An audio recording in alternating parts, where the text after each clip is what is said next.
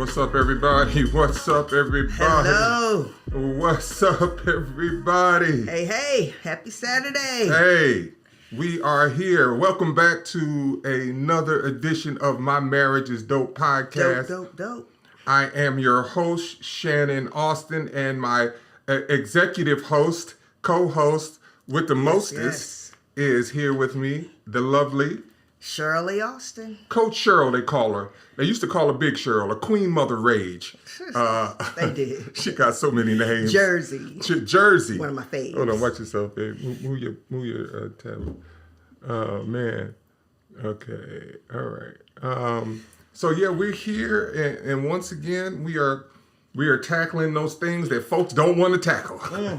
Yes, we We're are. talking about those things that people don't want to talk about. Making me sweat. I'm sweating up You in sweating here. already, babe? Sweating already. Listen, we are excited to be here with another amazing episode. And listen, make sure you stick around for Ask Coach Shannon and Shirley. Ask Shannon and Shirley. That's the Q&A segment. You don't want to miss that.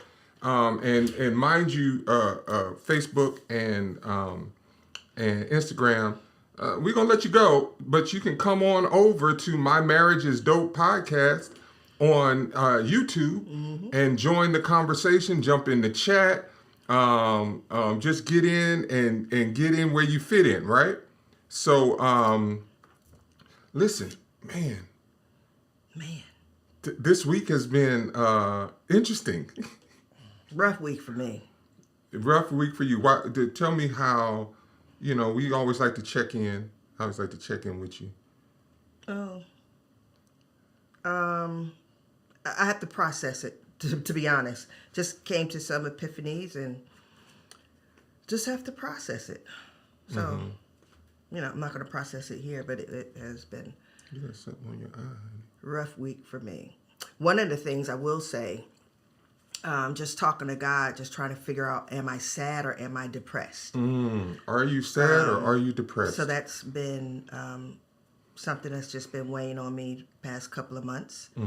And this week was just hella rough. Well, you've been through a lot in the past, this year. You've been through a whole lot. And however, you probably both. Right? You probably both, man. Definitely sad. Yeah. I'm trying to figure out the depressed part. Right, So. right. But yeah. Well, let's hope that they're doing an episode of your My Marriage is Dope podcast with your cantankerous, crotchety husband.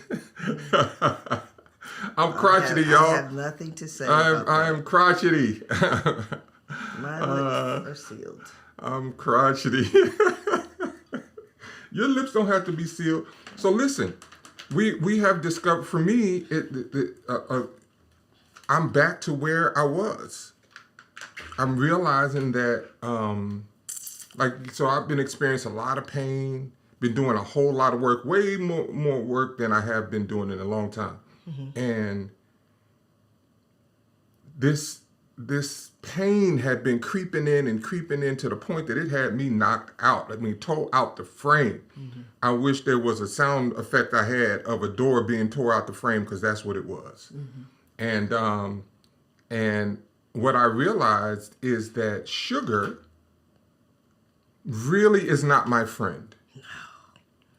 No, it tears your body. I don't know about anybody else. I don't care what anybody else does. I'm not trying to preach to nobody anymore. Yeah, it's not a health. It is a health thing. Right. You're not right. Right, but I'm not at my best when I'm eating sugar. It's just not good for me. For some other people, it might be good. It's okay. Yeah, there's an overt response. Yes. With you when it comes to sugar. Yes, especially in this stage of my life. Right. Sugar is right. So, and it got to a point. My last year in my 50s. I'm coming up on my birthday, October 2nd. Last year in my 50s, and y'all, I did not know what I wanted to do for my birthday. I felt like I was going through a midlife crisis because I just didn't know what I wanted to do. what to do. I didn't know anything. You didn't know what you liked. You were like, I don't even know what I like. I don't even know what I like, right? And I never experienced that. I always know what I like, and I know what I want to do. I've never had a problem with deciding what to do, but I didn't want to do anything.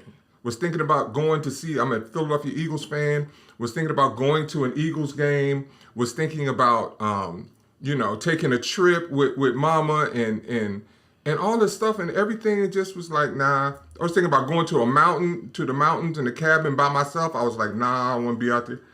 And then I realized something. What I realized was I was in so much pain, nothing seemed fun. Like I only processed doing whatever through the pain that I was experiencing. And so I didn't want to experience that pain, so I didn't want to do nothing. Right? And then, the Holy Spirit showed up and showed me, he said, you know what the problem is, because he revealed it through you. You were like, babe, maybe you should go back to juicing. Maybe you should do some juicing. And I'm like, nah, I don't feel like doing that, but it's not that. It's a degenerative disc and this, that, and the third. She said, yeah, I saw you. You was trying to avoid that. I was trying, hey. Because inflammation is real. I was trying to avoid it because I didn't want to go through the process of juicing. Like it's so cumbersome. So anyway, God said, you know what you have to do. And so for my birthday, I got myself, it's for us because we both will use it, but I've got myself a new juicer that would make juicing a little more, less cumbersome, a whole lot less cumbersome. So we got our juice, got our juices here, and what do you have this one? What's that? This one is papaya, ginger, turmeric, carrots, and lime, and it's like a detox to kill parasites. Ah, right, okay. So I'm trying to cleanse that thing out. And then mine is pineapple, grapefruit, turmeric, ginger, and apple. And this is my sunrise, my morning, right? So before I started juicing, I just ate watermelon for 2 days. And then I started juicing. Why has my pain decreased? Have you noticed? Yeah, how you move. How am I moving? My pain, before I was stiff and and getting up and all these different faces and noises and stuff. And already. So my goal is to go the month of October. I did a 43-day fast before, and it worked wonders. Yes. And really did. And so I'm going to do that. That ain't what we're talking about today, but that's what we talk about today. Okay. Because sugar in the body is like porn in a relationship. Okay. It tastes real good.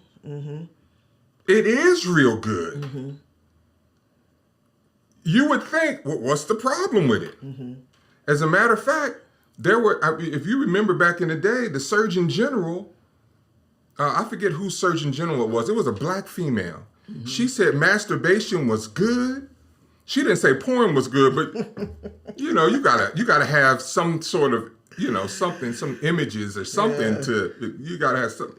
After your imagination runs out of stuff, you gotta have something. So the natural progression is to some sort of sexual stimulation, some sort of image that will help stimulate that process. Man, so we have a firsthand knowledge of what sex addiction and pornography can do to a marriage. Yeah. Right? And so early on, Shirley and I, when I met Shirley, I knew after my divorce from my first wife, I kind of dove into pornography. Like really, I was single. I was like, I'm on my own. I need something to release, something to help me. And I dove into, all things porn. I was stationed in Germany. Prostitution was legal in Germany. You got the red light district. Everybody is in the red light district. And so I came back from Germany when I got out the military. I knew I had a problem. something was off. When I got back, I had decided God had led me to ministry, studying ministry, and I knew that I shouldn't be, as no minister, I shouldn't be having this in my life.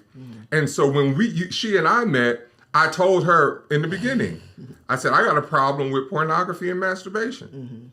Like, I was honest, I was upfront. I knew it was a problem, and I knew I needed to do something about it, but it was a problem. And so, you want to tell the people what your reaction was? Or you want me to tell? You could tell them. No, because you're going to have to jump in here at some point in time. I'm going to jump in. Right? But she was like, I don't want that I don't want that around my kids. I don't want that. And I was like, wait a minute, Mr. Jackson. we ain't even going together. We just getting to know each other. Where the kids come from? How the kids also... Were we not physical at that time? No, Yes, we were. We were intimate. Right. We were having sex. I knew we were headed down. We were headed down the road. Well, that didn't mean we was married. So, come on, she had me married, y'all, and everything. She had me up. She could see everything. She saw the kids. She saw me busting nuts all around the kids, and she just saw. Listen, but that's the thing about porn, right? There's always an underlying issue. Like, porn isn't the issue, even though porn is an issue. Right? There's something deeper going on as it pertains to us and porn. Right? Like, when I say us, just human beings, like, why we even get involved in it. Right. Because, one of the big reasons is it is escapism for many people. Yes. And, so... For me, let me tell you what it was for me. I was bound and determined at a young age that I was not going to have a woman have that kind of control over me. I was just... That kind of? What kind of? Well, withholding sex. Using sex as a tool or something of that nature. And so I was like, well, I said I was never going to take it from a woman, which is rape. And I broke this rule. I was never going to pay for it. So the next best thing for me to do was to come up with a system for me to manage whatever sexual urges or desires I've had if I didn't have a woman or if she was using sex as a tool. So, right? So with what you said, the root thing really still goes to the heart. Like, it's not even... Because you would rather have sex with... Oh, for sure. With it, right. So you're like... Oh, for sure. That control thing, that's more of you protecting something. Yes. I was in complete protection mode. It was not healthy, right? Because you saying physical, but it wasn't just about... Because you about busting a nut. Right. No. It was about the rejection. It was about the emotional connection or lack thereof.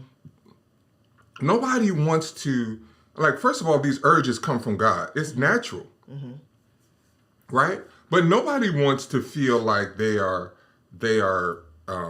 It's an obligatory interaction.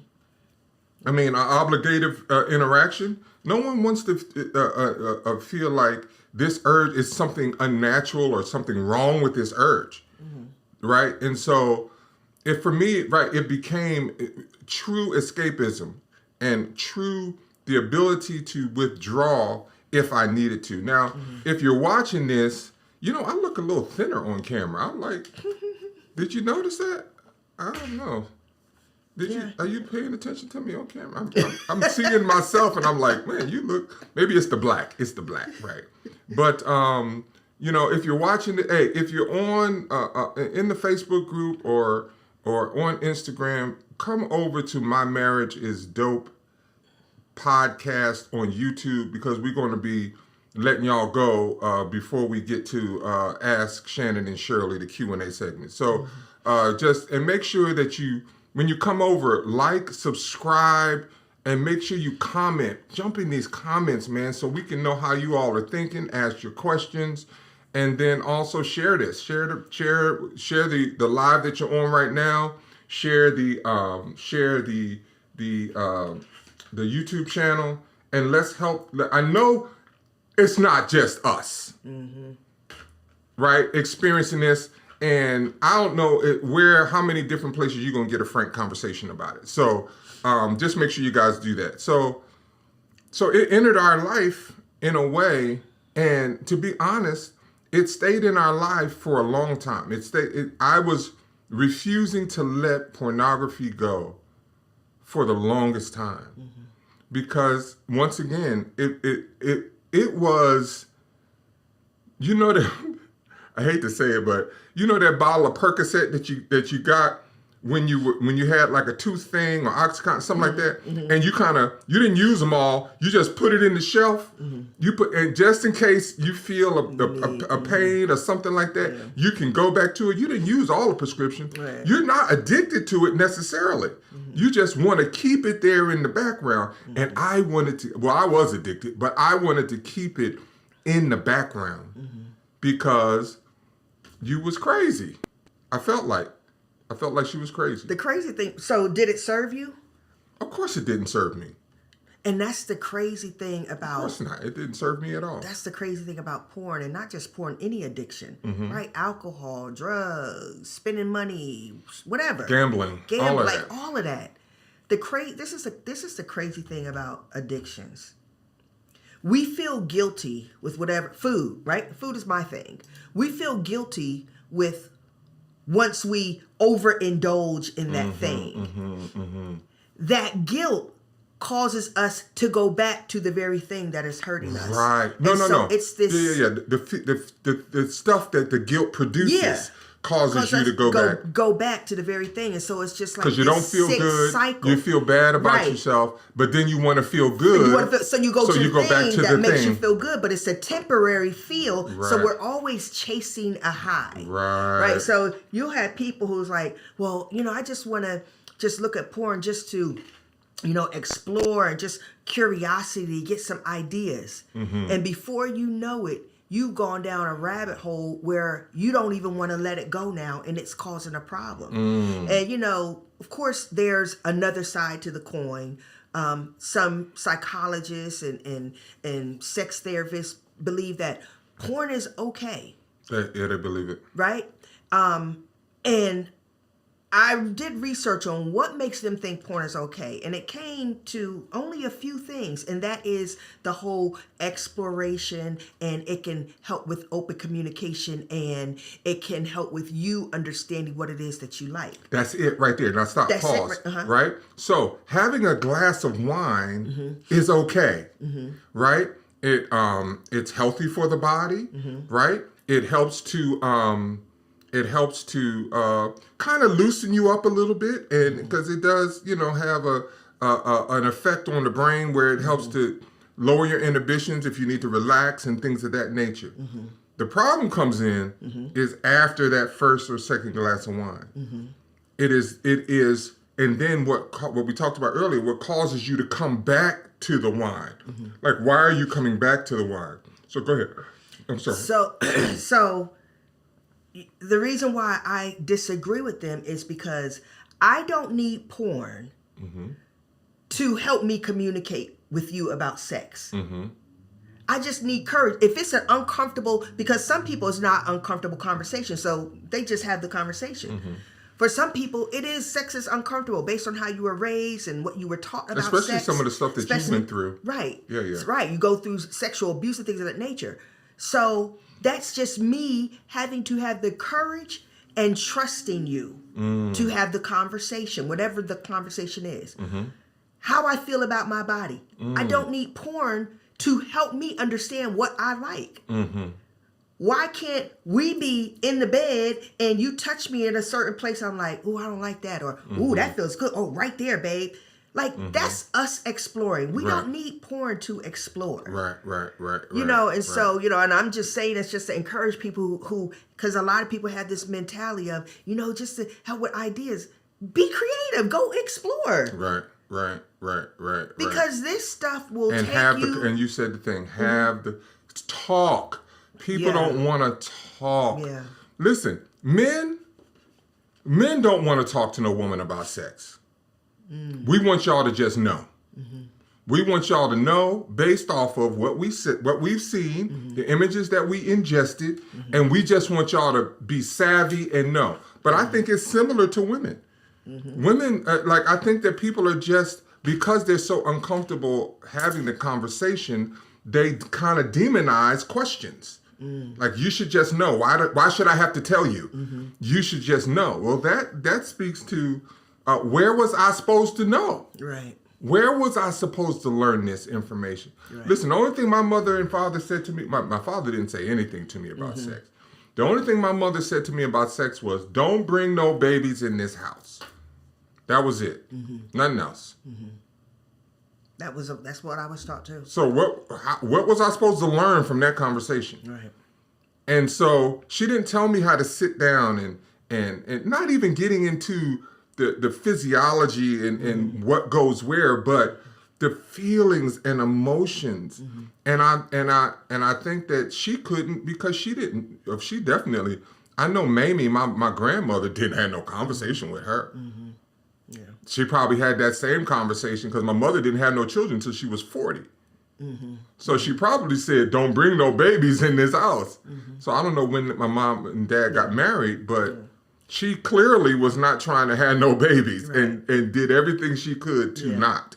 Until she had my sister, which was 3 years. She was, 37 when she had Elise. So, but now, what did it produce in you?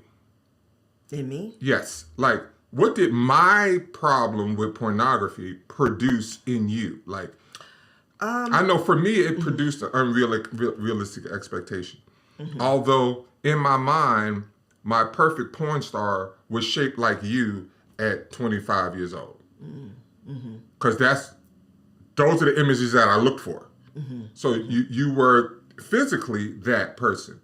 And you were, when we started having sex, unfortunately, before we got married, you were a great lover. Like, you were a very satisfying lover. So why did I feel even the need for porn when we got married? I don't know. But I created some unrealistic expectations for you to be able to turn it on when, because that's what you see. You all you see is the woman ready. She ready. Right. She always ready, and she always wet. Right? So in my mind, when you weren't ready and when you weren't wet, something is wrong. That is, wow, yeah. Which that does not indicate something is wrong, right? When you understand the human body. Of course not, right. But one of the things that it did for me, it triggered what was already the trauma that was already in me, right? Because I had been sexually molested at the age of 9 for a few years, and so I already did not trust men, and that was a perversion what they did to me. So when you were interested in porn and had challenges with porn, that is a perversion to me. And so now it caused me to look at you some type of way. Oh yeah, the respect was, right. The respect was eroding. Yeah, it was eroding. Right. It caused me to look at you as a very undisciplined person. How I grew up. Right. I grew up with. I mean, I had a brother who was addicted for many years, but he worked. He worked. He was not a lazy man by no stretch of the imagination. So I'm saying that to say every man in my family, my father, both my brothers, and then the women, my mother and my sister, I never saw people lay around. Right. And so for a man, so I saw that level of discipline in my family. So then when I saw that lack of discipline to be able to control yourself, that connected back to what I didn't see growing up, and then the men who did not control themselves with what they did to me. Right? So it just compounded the insecurities that were already in me. And it caused me to lose trust in you, to lose faith in you, to lose respect in you. So now, one of the other things, I'm sorry that you had to experience that. at my, I was on the prayer line a few weeks back, and it was that kind of stuff that got me emotional, like that I caused that kind of pain in you, and could not meet that reasonable expectation for my eyes to be only for you in that way. So, once again, I apologize for any hurt that I might have caused. One of the things that so trust and intimacy was diving, right? I was creating unrealistic expectations. And then also, remember we had gotten to a point where it was like, man, I might have low testosterone. And I started taking testosterone. I am firmly believe that my inability to let pornography go at that time helped to decrease my sensitivity, and so I was not as interested in sex with. Make sure you guys can hear us. Can you guys hear us on the podcast, especially on YouTube? I know you guys can hear us on Instagram and Facebook. But let us know. Did anyone else lose sound? Let us know. You got to let us know so we can move on real quickly. If you're watching, you got sound or you don't have sound. So it really caused that kind of decrease in sensitivity that, I just, I didn't want to, I did not want to really interact with you in that way because of what continued to go on with me emotionally. And as a result, I mean, it caused a significant amount of separation between us in a lot of ways, physically, meaning sexually, and then also emotionally. It's really, really, it's just one of those things. Like, once again, sugar. I love sugar. I love a good cake or a candy bar. I was on this Snickers and Three Musketeers kick, just killing it. But what was happening to my body was just not good. And not good at all. And people use porn for many different reasons, and it can start out so innocent: boredom, right? A sleep aid, a stress relief. There is nothing that we go through that there is not a relief for, that does not have to be porn. Like, porn does not have to be the answer to that. You know what I'm saying? Like, find another stress, do sports, work out, like garden. You know what I'm saying? If you're bored, find something to do. Like, porn is just not the answer. And when you are married, it is just something, it just, little by little, it just destroys from the inside out. And listen, you may think it's okay because your spouse may not be saying something. For some people it's okay, right?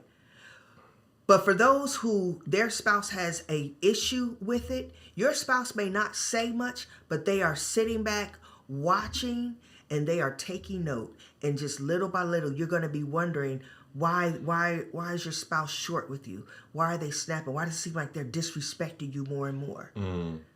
Like, after a while, over time, this thing, it's like termites, erodes your marriage. It's like termites and water damage. Yes. You don't know it's a problem until it's a horrible problem. Yes. It's just, even if you're indulging in it together. Yeah.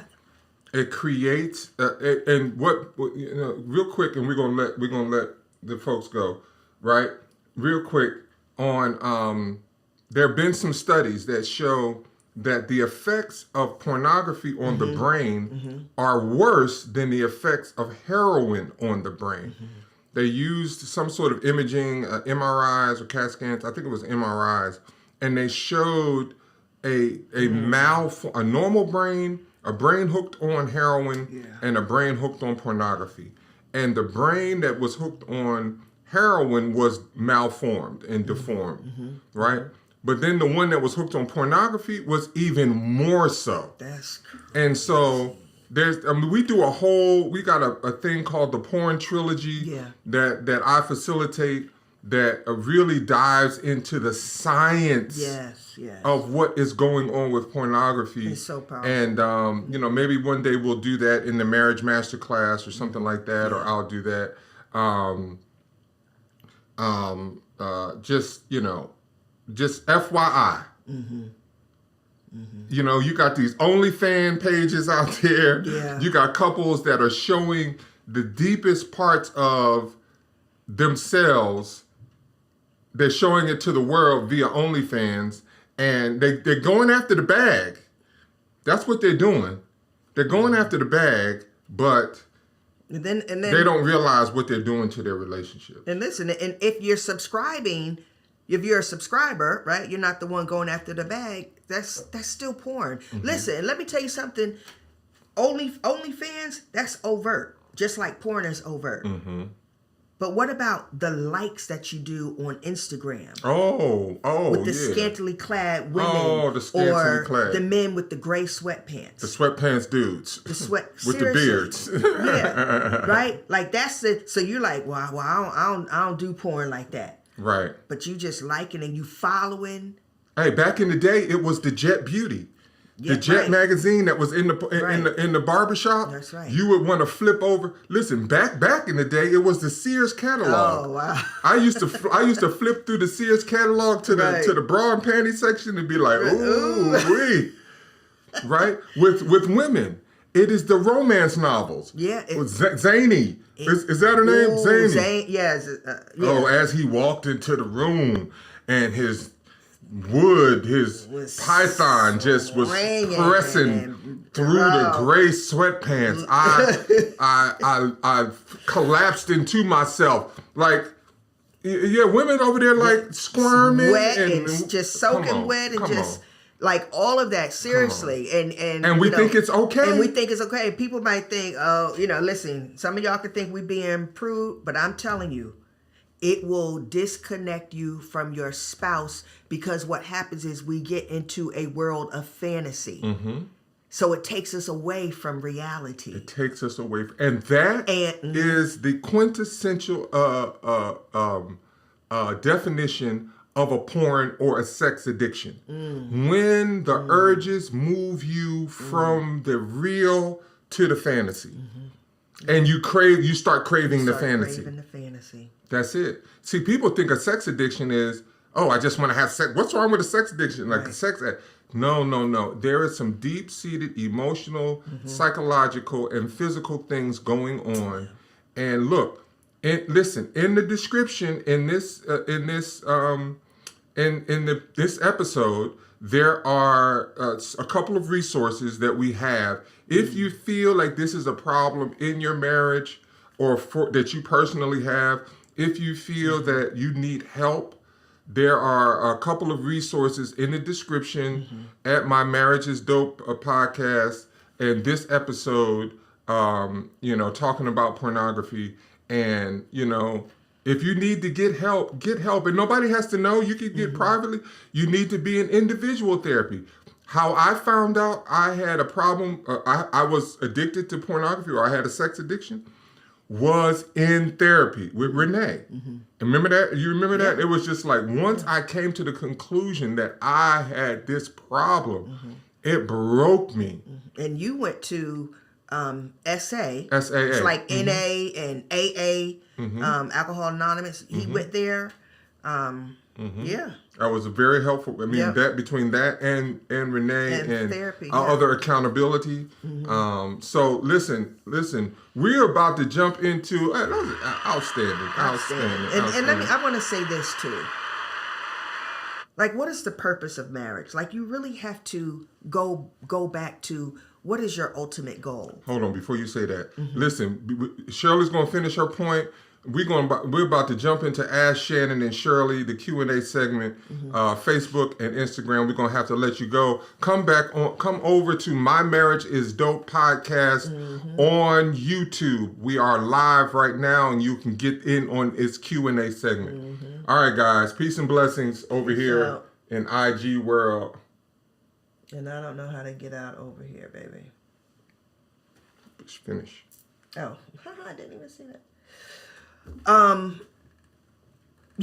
Everything we do requires energy. And so I'm just encouraging, we are talking about pornography, but look in every aspect of your life that you are putting a lot of energy towards.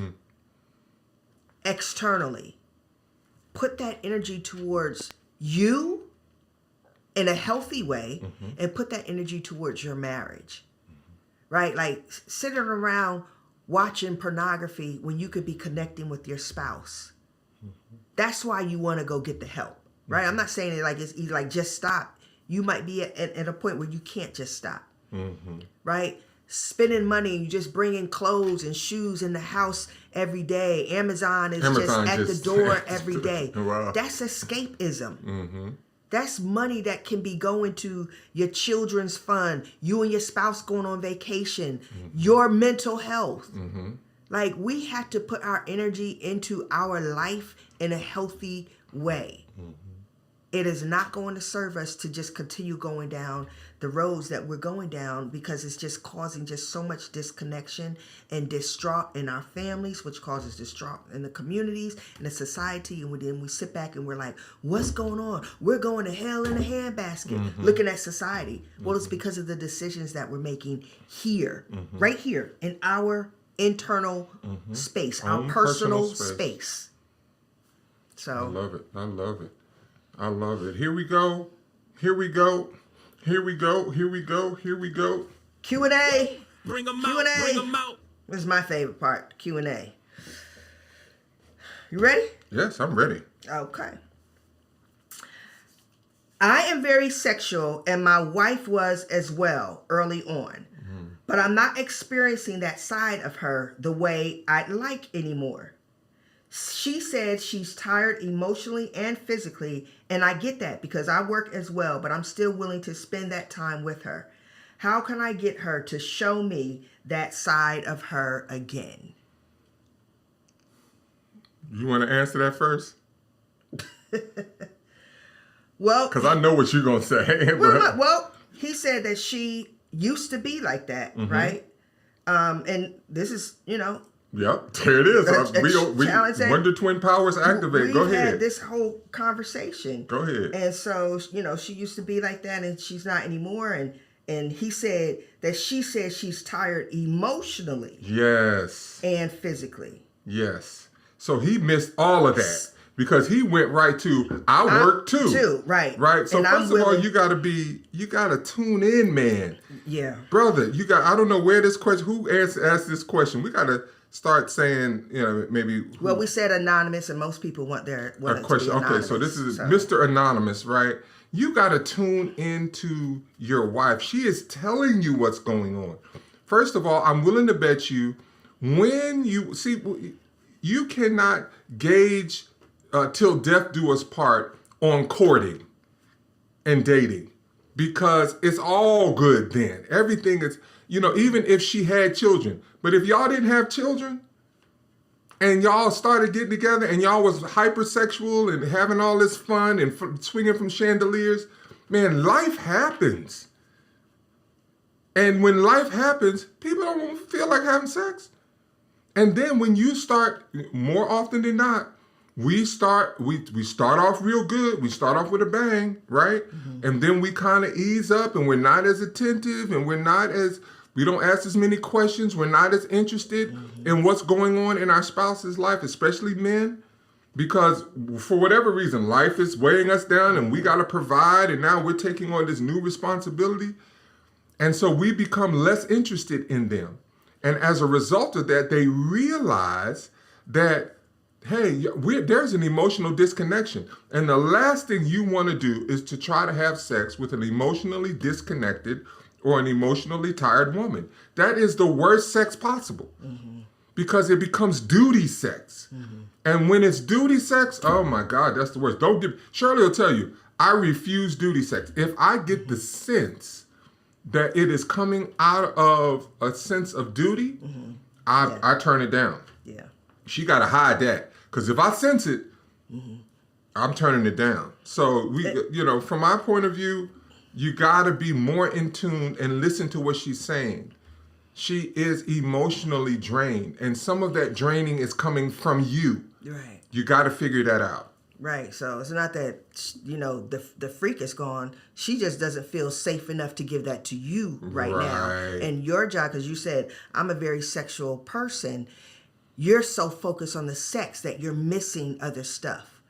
Right. And listen, guys, if you're married, you're in this for life.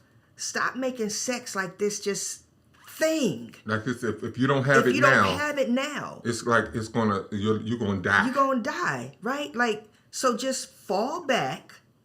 And she said, I'm emotionally and physically. So the physical, you could help her with that. Okay, what do I need to do? How do I need to step up? And then emotionally, you need to listen to what it is that I'm sure she has told you, and address that. Right? And if you guys have been married for any length of time, there are some challenges there, and it might not be anything big, right? But these little things, it compounds over time, and you're not listening to her. You're not hearing her. When there's conflict, that's because there is an ask. There is a need that is not being met. Your job right now, you want to be sexual with your wife, right? Which should be, the goal really should be, I want to be intimate with my wife, and you want her to want to be intimate with you. Be intimate with her heart. When you're intimate with her heart and you meet that need, she'll want to give you her body. And at any moment in time, when you see you can give a break with anything domestic, the kids, the chores, whatever. If I'm giving you this game now, if you want to experience more from your wife in that direction, you got to take some off her plate, especially if y'all are both working. Right.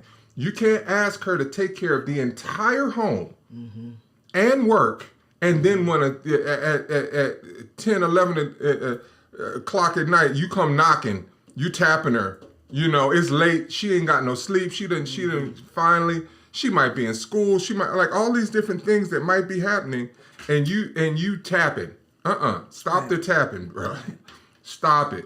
And engage. Start washing some dishes. Take the trash out. Vacuum the floor. Make sure the kids are in bed. That's sexy to a woman. That's right. That's and not just that. Work. Not just that, right? Because there's some people that do all of that stuff and still are disconnected. So you got to be in tune to your wife's specific.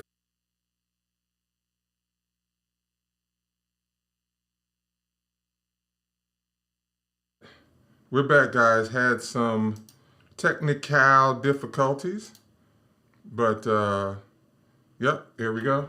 There we go. All right. I was just trying to think of something deeper than but there is nothing. You approach the situation, be direct. Make sure you have proof. Be direct, and you say, "Listen, this is what I found." You have to figure out: do you want the marriage? Right? Do you how do you want to deal with this? Like, once it all comes out, what is it that you want from this? Do you want to move forward or what? This is something that you could come back from. We know this for a fact, right? It is going to take work. But yeah, so you just approach, you just put it out there on the table and say, hey, this it needs to stop now. And really dive into why, like, what is going on. Like, don't just, hey, you cheating and blah, blah, blah, and just, no, there's a reason why this is happening. And if you want the best for your marriage, you want to discover the reason why it's happening. Yes. Sorry for that technical pause. We had a pause in the computer, and but we're back, and we want to make sure you guys can hear us okay. Yes. So just give us a thumbs up in the chat if you can hear us. So there's not much you can do other than to just confront the issue, but not in a confrontational way. Right. You want to confront the issue, and you want to do it in a way that is loving and that helps to stimulate conversation and how people are wanting to interact and whether they are willing to interact. You don't want to accuse, even though it's obvious, but you do want to create an open dialogue that will allow you guys to move forward in a healthy way. And listen, you may even really need a third party for this, because this is the reality. We're encouraging you to do this in a mature way. But the reality is that sometimes we are so devastated and hurt that all we can see is our hurt. The emotion is just overshadowing any level of maturity that we even want to display, right? So there may be, some fussing and fighting and going back and forth, which is natural. But there's going to come a point in time where you're going to have to put that aside, and you're going to have to discuss this, because what you want as the wife who has found out that her husband is cheating, or if there's a husband on here who's found out his wife is cheating, what you want is to really, and you may not know this, but you really want to know, why did this happen? And you may say, well, I do know this, but you don't want to know the real answer. That's what I'm saying. You want to know, why did you do this? But that answer has something to do with you 9 times out of 10. And that's the challenging part to hear. We don't want to hear the part that we played. Right. We just want to know that we wanted to stop. And we really we're voyeurs. We want to know the gory details. There's some sickness in us that makes us ask these questions. I'm like, don't ask no questions. Just, get to some solutions, find out what's going on. But all that, what did he do? Who was she? Why did he? How big was he? Was he satisfied? Like, all that stuff is just, that's too much. Make sure that you are sharing this amazing information with those that you love or those that you don't. If you see somebody that needs it, share it. Make sure you're commenting. Jump in the comments and let us know your thoughts if you have a question. And then make sure you subscribe. Make sure you subscribe to this YouTube channel so that you can know and be notified about when we are going live and when we are doing another episode. All right, next question. My husband has the opportunity to advance his career, but it comes with a huge sacrifice, and it's us having to move. At this time, we have great support and surrounded by my family and our friends. The move is in a state I don't even like, and I really do not want to go. I know this is a good move financially, and my husband really wants to take the job. How do I convince him that staying where we are is better outside of finances?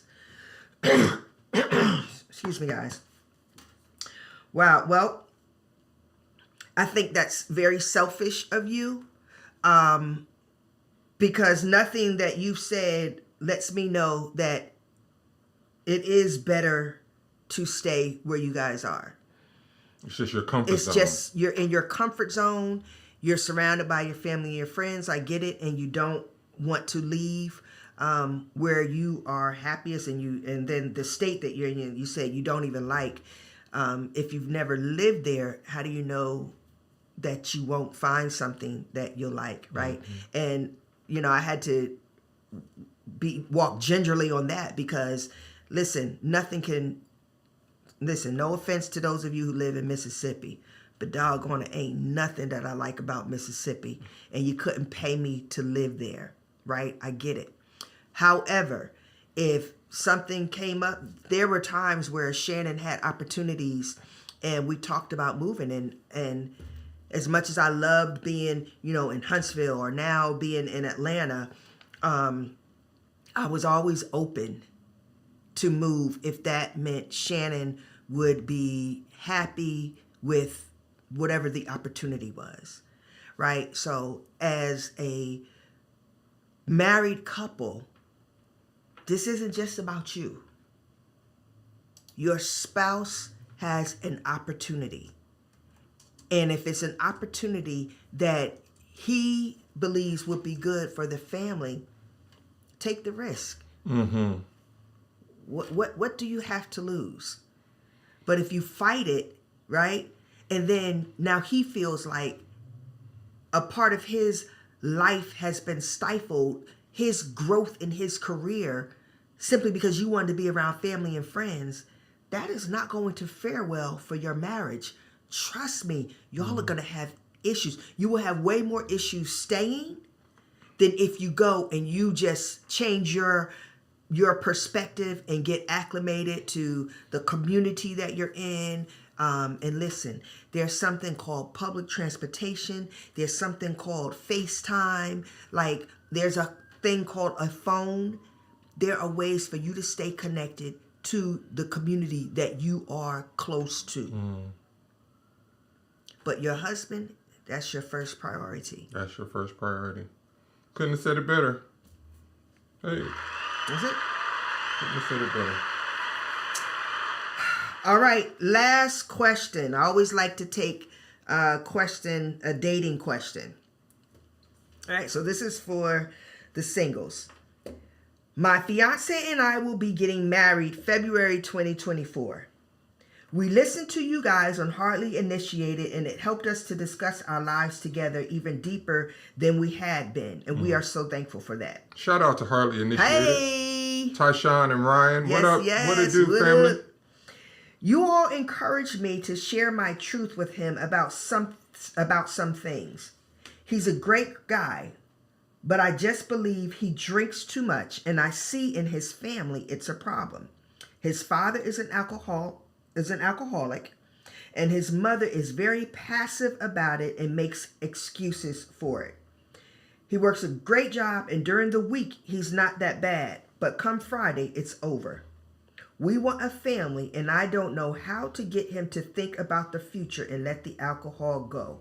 What should I say or do? I'm stuck. Thank you both so much for your ministry. Yes. What should you do? He's probably listening. Right? You should run, Forrest, run. Because it's not going to get better.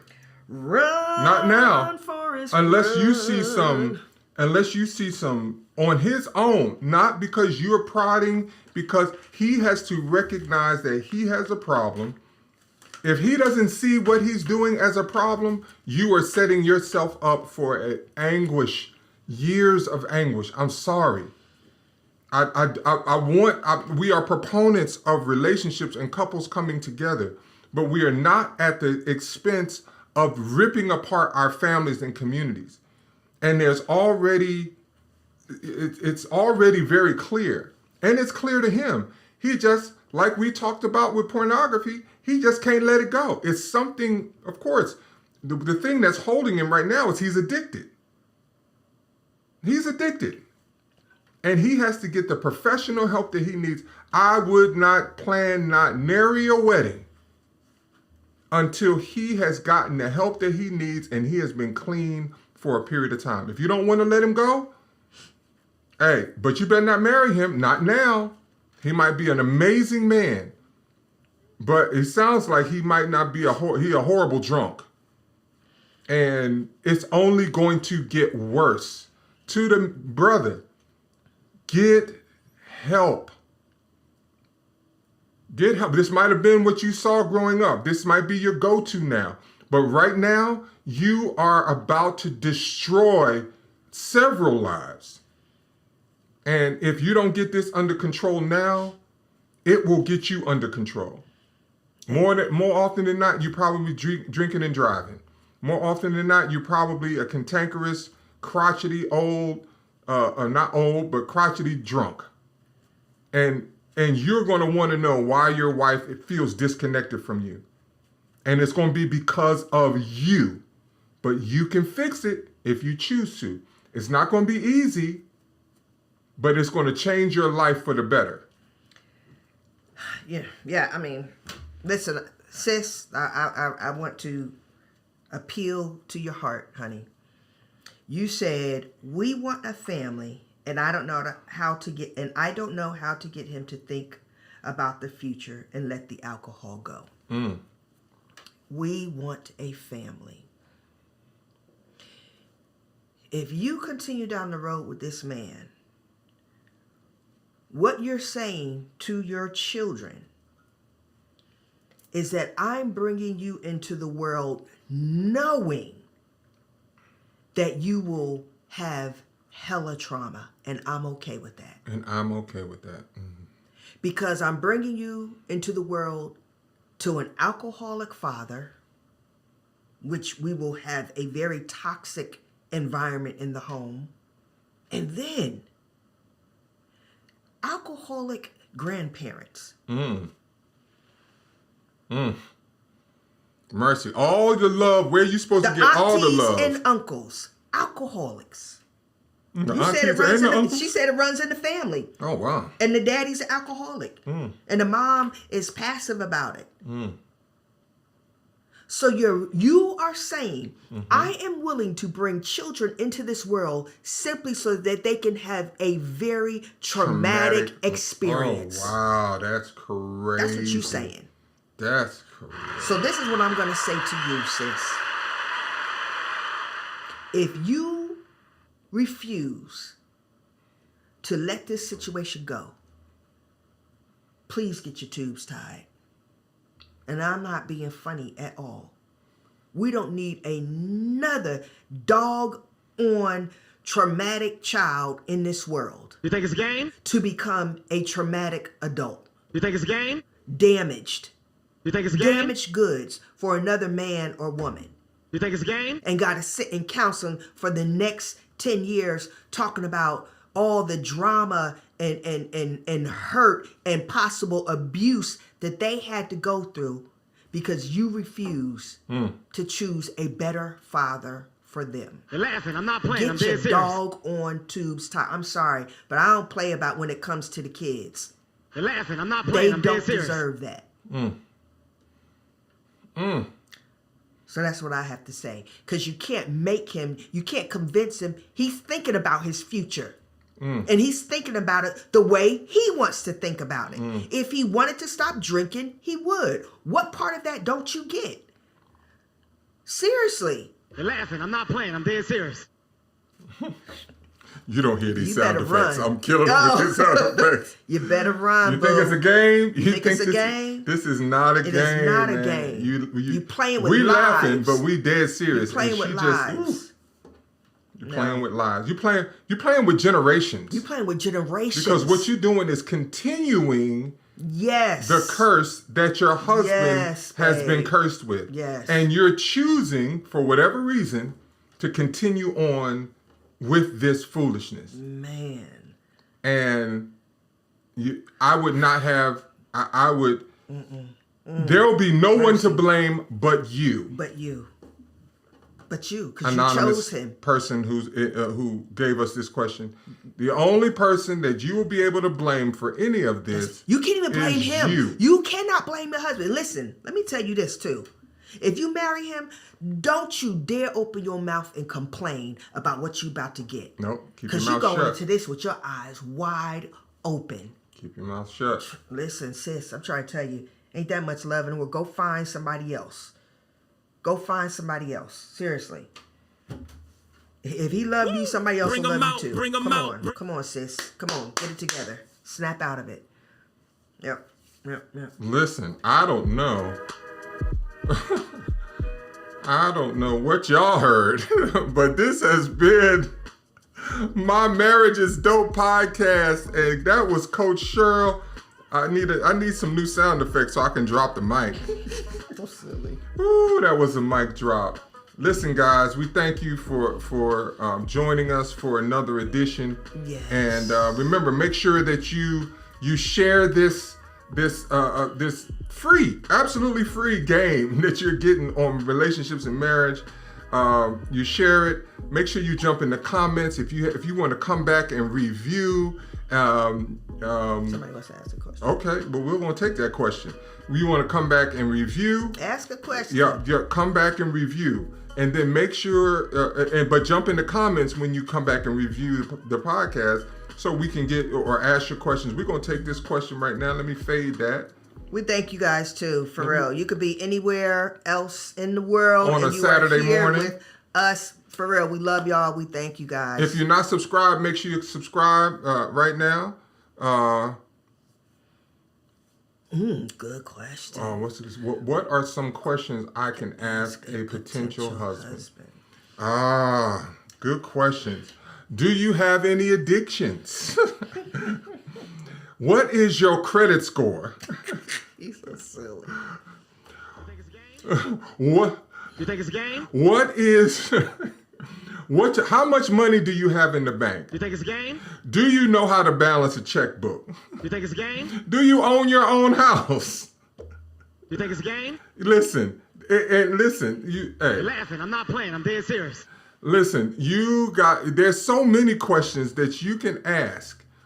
Just this is what we do. When we buy, someone, I heard, where were we listening? And we heard someone asked a question about someone saying something about the credit score and was that appropriate or not. That was last week's question. Was that a question yeah, last week? Yeah, that was a question last week. And it was like, you better be asking about a credit score. Like you go buy a car and you go buy a house. They're asking you everything. Mm-hmm. And so they're asking you that to find out what kind of risk they're trying to determine if you are a good risk and how much risk they're willing to take on. Mm-hmm. So if you ask these questions, it allows you to understand you should already know your risk tolerance because everybody's not perfect. Everybody's at different stages in their life.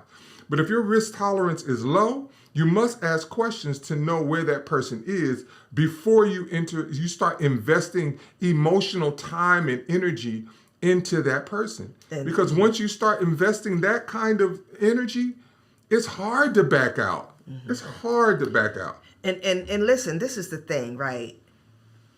It's more than just asking questions because people can tell you anything.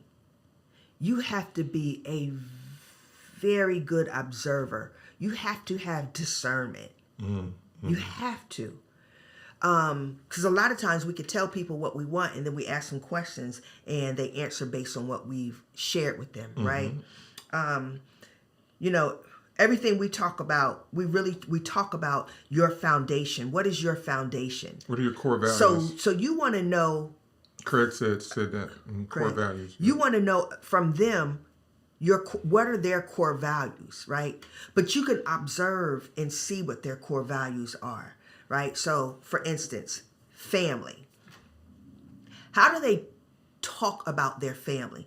How do they talk about the issues that they have with their family members, right? So, if they have siblings, how connected are they to their siblings? And if they're not connected to them, why? Is it because of them or is it because of the sibling? Right? And how do they even talk about? Because, there are family members that I'm not connected to, but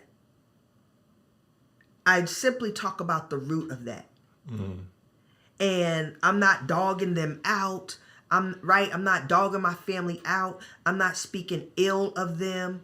I'm just speaking the truth. There's a difference, right? So you'll know what his core values are about family, how he discusses his parents, like the trauma that, if he had any trauma and it came from his parents, right? Does he still honor his parents? Mm-hmm. Like, that's important. You'll see his core values. Mm-hmm. Finances. Is he throwing away money? And if he's throwing away money, does he have the money to throw away, right? Mm-hmm. Not that anybody has the money to throw, but some people just have money coming out the wazoo and they can spend on whatever. They can do that. But if you doing that, but then you got to go get a loan to pay bills, or you're asking me to borrow money from me, they're showing you their core values about finances, right? Sex. Let's say you want to withhold, until y'all get married, but they trying to push. Like that speaks to a whole bunch of stuff, what that's going to look like in the marriage, just outside of sex, just the principle of not respecting your boundaries and what it is that you want. So it's being able to not just what you hear, but what you see, right? And then not just what you hear because of the questions that you ask, but the things that they say and they talk about. So I tell women who are dating, I was like, what do they talk about? So are they talking about, listen, I want to build generational wealth. This is my plan. This is how I'm doing it. This is the book I'm reading. What books are you reading? Right? How are you poured into? Is he asking you how you pour into your spirit? These are things that will tell you who this person is. If they're so consumed with society and social media and what other people have and the latest, oh, look at that, the latest, what everybody had, they're telling you what their core values are. So you have to be an observer and have discernment to be able to say, okay, they said this, but they moving differently than what they said. And you have to believe it.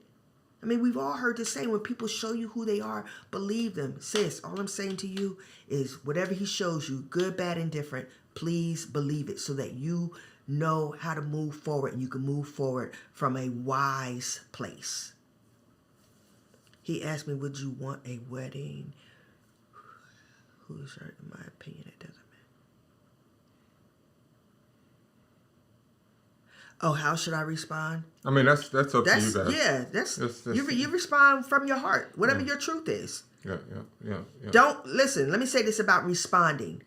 We should never respond based on what we think the other person wants to hear. That's not sustainable.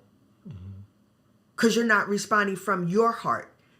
However you respond, you have to respond from an authentic place. Don't matter if he wants a wedding and you don't. You stand 10 toes down on the fact that you don't want a wedding. That's just what. Now, am I saying you shouldn't compromise? I'm not saying that, but I'm not saying don't make up something to please the other person. Y'all just gonna have to come to a middle ground, and if y'all can't, that's a sign for the future, because it's gonna be so many times you're gonna have to come to a middle ground, and if you two are having a challenge doing that, that's gonna happen in the future. This has been another edition of My Marriage is Dope podcast. My Marriage is Dope. I am your host, Shannon Austin. And I'm Shirley. And she is the most amazing co-host that you could ever possibly have and want. We will see you next time. Make sure that you are sharing. Make sure you are commenting. And make sure that you are subscribed. Subscribe Lamb's Book of Life so you can make sure that you are getting this game. We want to make sure that you go into this situation as best you possibly can. Once again, thank you for joining us. Thank you guys. And appreciate we will it. see you on the next one. Yes. Peace. Peace.